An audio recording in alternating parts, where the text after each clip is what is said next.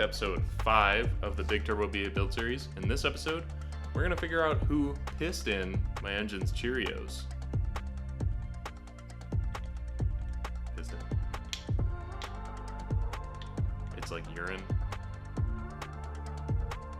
Pissed in your Cheerios. Whatever. Let's get to it.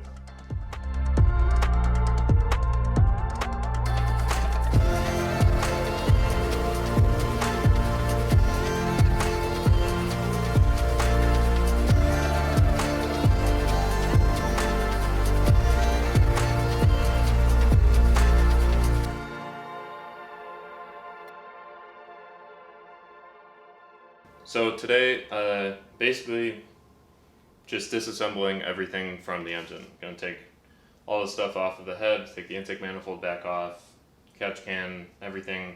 It's going to come off, and then take off the head, and then inspect the bottom end. I'm expecting to find probably a bad rod bearing down there.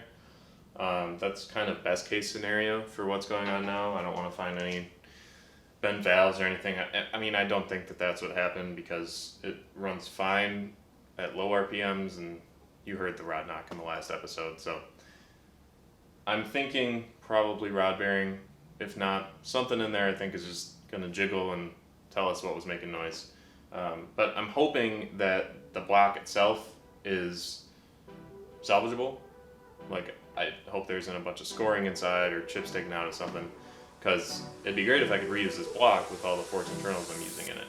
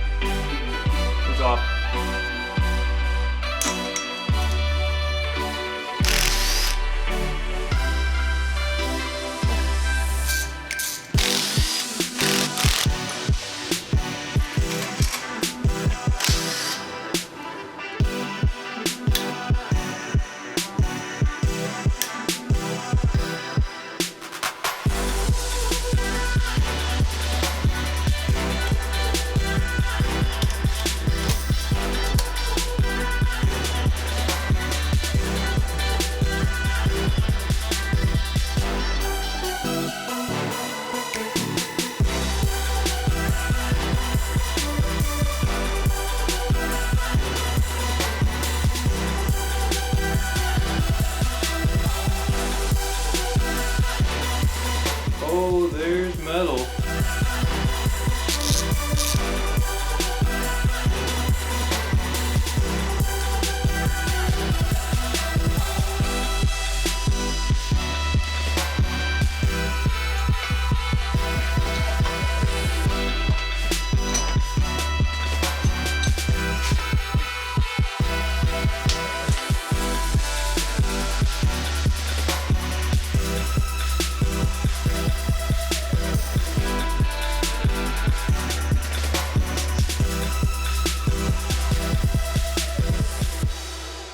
There it is. Oh yeah. Cylinder 3. So everything is just about disassembled, aside from the internals. I wanted to get to the bottom of the engine to see if I could tell which rod bearing went bad. And lo and behold, cylinder 3, if you listen to this, so that's what was causing the rod knock. Bearing went bad. This one, perfectly fine. The other two, perfectly fine. This one, so all of this has been for that bearing.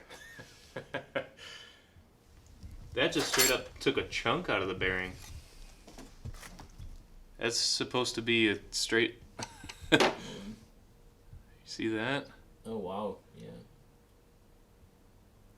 Holy cow. Where did the rest of it go? In your oil pan? I guess. Holy cow. That's where all the metal flakes came from? Oh, definitely. This one too. Both top and bottom. That is awful. Focus the wrong way. All that. And you can see scoring on here. That's not good either. Yeah. Bad idea. Definitely.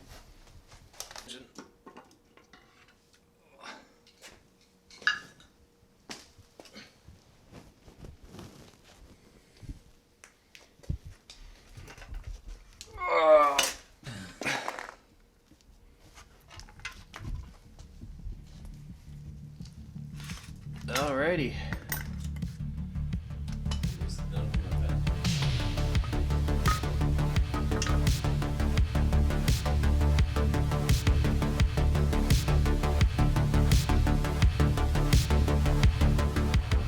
I might have found the culprit of the oiling issue. This is one of the balance shafts on the car, and it has these little oil galleys in it, little filters that let oil in and out. That one doesn't have it. That one doesn't have anything in it. Neither does that one. And back to where we started. So the one that just fell out was all squished and clogged. So I'm hoping that's what caused it, because otherwise I don't really have any idea of what caused low oil pressure and what caused my rod bearings to just tear apart.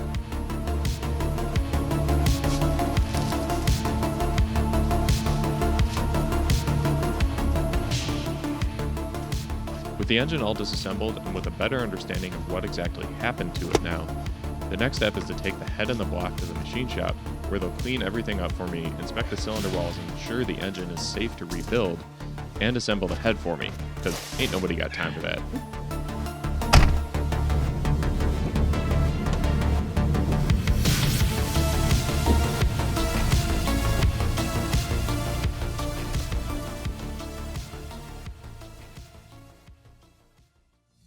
After about a week, everything is ready for pickup.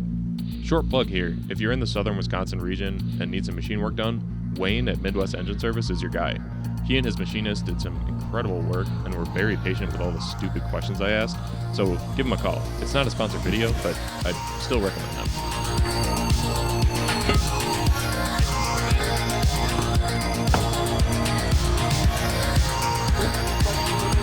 Man, I appreciate it.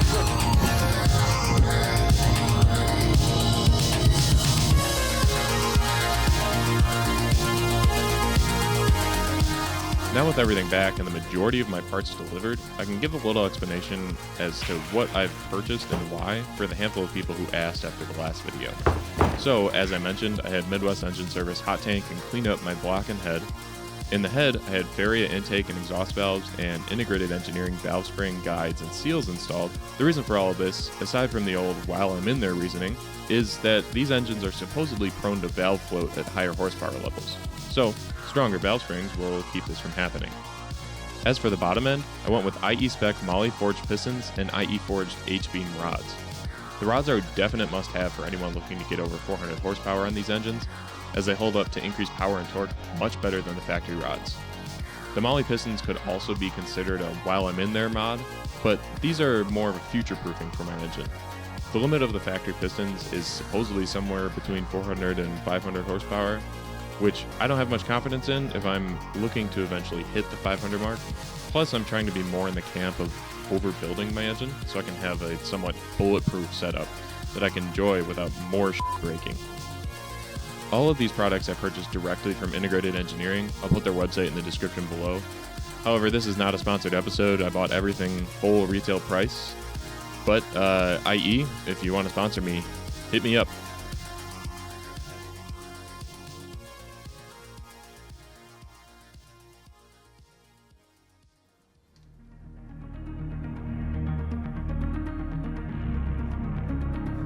One important step in building an engine is properly gapping piston rings.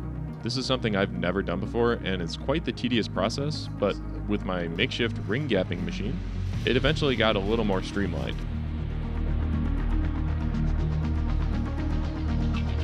And what's cool about the Molly rings is that they were each in a labeled pouch, so even I can get by without mixing them up.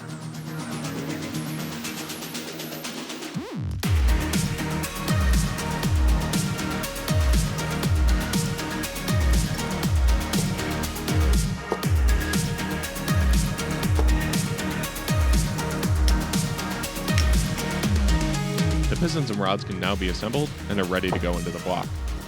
But before that happens, I've got to put my new crankshaft in. Oh yeah, I needed a new crankshaft because the bad bearing really f***ed up the old one.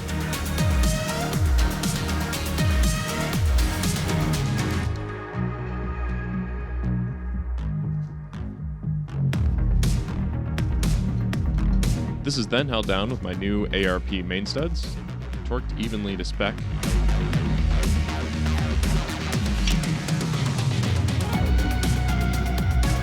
Now I can install the rest of the rotating assembly with my cool new piston ring compressor.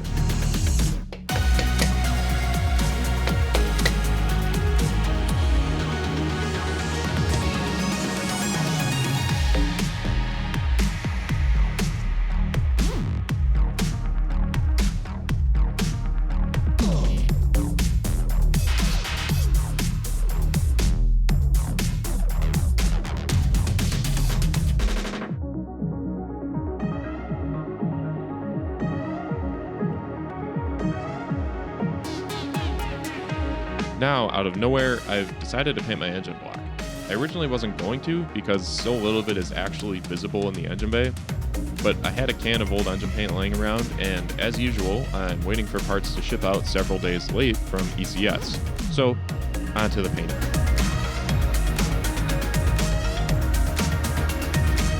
But eventually, everything arrives, wine vouchers and all, and I can start reassembly of the rest of the engine.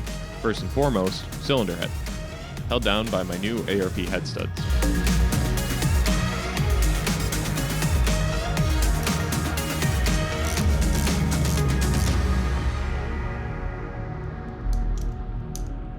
One thing I just wanted to point out that I think is cool, that I really like about ARP, is when you order a set of head studs or main studs from them, it'll come with a sheet of paper that has the torque specs required for what you got, and it also has information about like the size and thread of the head studs you got, just so you can be extra confident that you got the right product.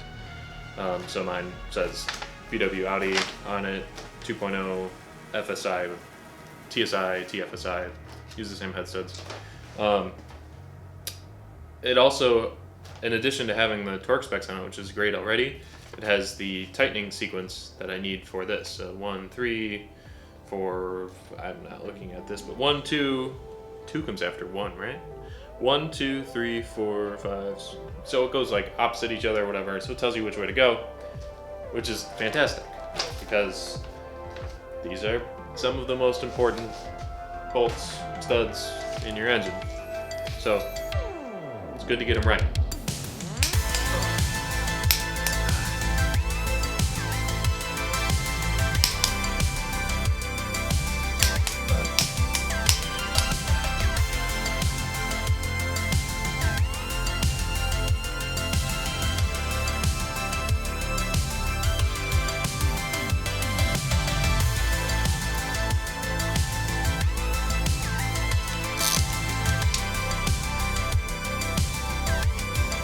And, as probably expected, I also got a new oil pump. I have no idea if the old one's faulty, but given what happened to my engine, I'm not taking any chances.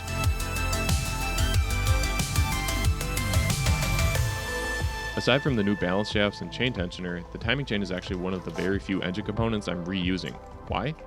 Because this one only has about 1,000 miles on it. The chain and notorious tensioner were one of the major maintenance items I addressed prior to the turbo install. Kinda seems foolish now that things kinda blew up, but hey, it made timing the engine a little bit easier this time around.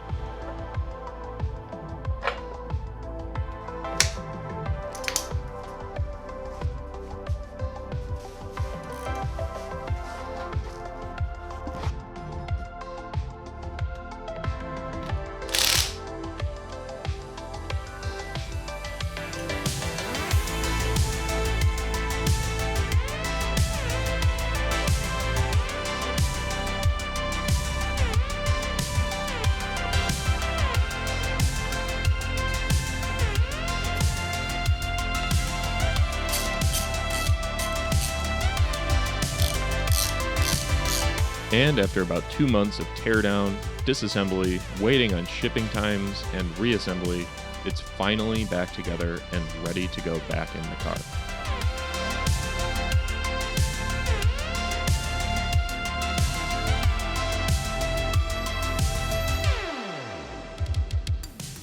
Alright, I think that will finally do it for this episode.